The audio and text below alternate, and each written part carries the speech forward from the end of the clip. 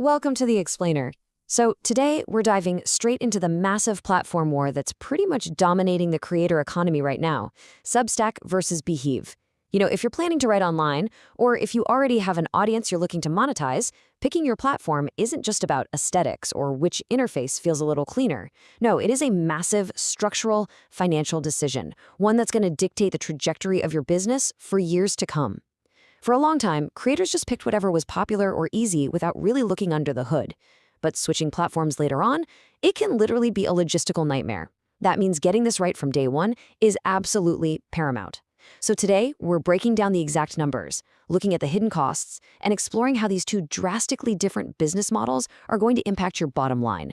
We're looking at the math, plain and simple, to give you the absolute clarity you need. Okay, let's start with a number that should instantly grab your attention. If you're building a newsletter and you pick Substack without really doing the math first, you could be handing over 10% of your revenue forever. And I really want to emphasize that word, forever. Every single dollar for as long as you run your publication. Now, what's really fascinating here is the psychology behind it. When we first start a newsletter, we're totally focused on the art of writing, right? We're trying to find our voice, secure those first 10 or 20 subscribers. In that early stage, giving away 10% of absolutely nothing feels entirely painless. It's just so incredibly easy to click start without reading the fine print or modeling out your future finances. But you have to contextualize what 10% actually means in the lifespan of a successful growing business. Because as your audience scales, that 10% morphs from a few pennies into hundreds and eventually thousands of dollars every single month. It basically becomes a compounding tax on your own hard work. Understanding that dynamic from day one is absolutely crucial. Right, so the crucial point here is understanding the fundamental difference in how these two platforms actually view your success. This setup brilliantly illustrates the divide. Over on the left, we've got Substack's model. Substack is totally free to start. There is no monthly fee for the software, ever. But the second you turn on paid subscriptions, they take that 10% permanent cut of every single dollar you collect. You can kind of think of it as a success tax. They only make money when you do. And for absolute beginners with zero operating budget, that can be a super appealing safety net. But then, on the right side, Beehiiv works the exact opposite way. They operate much more like a traditional software as a service, or SaaS business. You pay a flat monthly fee based roughly on your list size, and you keep basically all of your subscription revenue. Of course, that's aside from standard payment processing fees, like Stripe's 2.9%, which apply everywhere on the internet. So it's really a binary choice. Do you want to pay a percentage of your total success, or do you want to pay a predictable flat fee just to rent the software?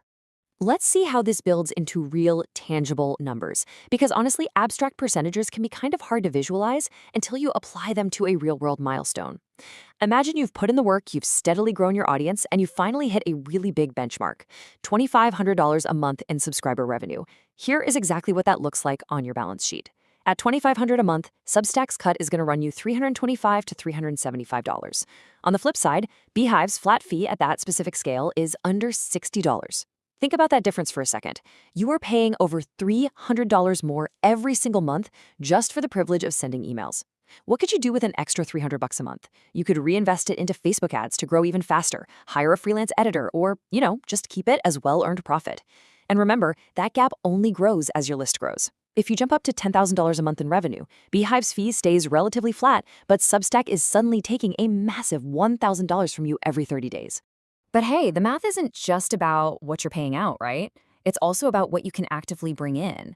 Beyond the basic subscription fees, Beehiiv adds a suite of tools specifically designed to help you scale a modern media business. For instance, they have a built-in ad network. Most creators using this feature see what's called an RPM of $20 to $100. RPM just stands for revenue per mil, which basically means you get paid $20 to $100 for every 1,000 times your emails are opened. So if you've got 10,000 engaged readers opening your email, that adds up to a really significant secondary revenue stream, all without you having to manually hunt for corporate sponsors yourself. Plus, they offer highly integrated referral programs.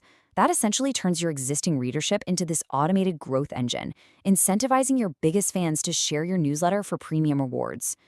Add in real customization options for your branding, and you start to see how this transforms from just a simple text box into a comprehensive platform for building a scalable, multi-stream media asset. Now, to be completely fair and impartial here, we really need to look at the other side of the equation. Substack's strength is entirely different, and for a specific type of creator, it's incredibly valuable. Honestly, it's dead simple. You don't have to worry about designing a website, tweaking brand colors, or setting up complex ad networks. You sit down and you just write. But more importantly, Substack has built a massive internal reader network. Through their recommendations feature, other writers can seamlessly recommend your publication to their readers. That creates a powerful flywheel effect that can bring you free, organic discovery that Beehiiv simply doesn't have right out of the box. So, if you're a writer with zero marketing budget, no desire to learn complex growth hacks, and you want to leverage a built-in community, that 10% fee might be entirely worth it for the free traffic. Basically, if your newsletter is a structured business with real growth targets, Beehiiv's wins on the math alone. But if you just want to publish with zero technical setup and lean heavily on an existing network for discovery, Substack still makes a ton of sense. Ultimately, this isn't just about comparing software features. It comes down to a fundamental choice about your identity as a creator and what exactly you are trying to achieve. Both platforms offer a valid path, but they serve very different philosophies and business models. So the question you really have to ask yourself before you sit down and hit publish on that very first post is this: are you simply looking for a quiet, easy place to write and share your thoughts with the community? Or are you trying to build the foundations of a scalable media empire? The math is waiting for your answer. A link to try Beehiiv is right below this video. That's the one I'd start with if revenue is the goal.